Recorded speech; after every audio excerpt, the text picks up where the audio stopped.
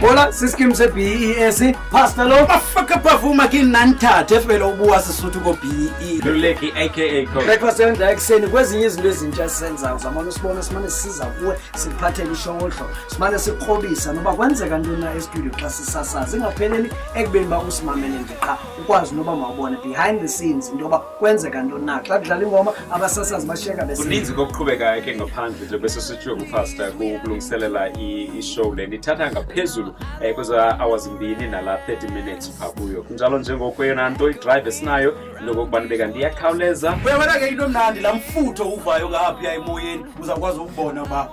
uvakala njani ezampunga zakusasa sisifumanayo sohlala ubukele umamela iBE ngoba uzimamela nje qha uzayibukela nebukela once a week samane sikuphathele ezi video Through the highways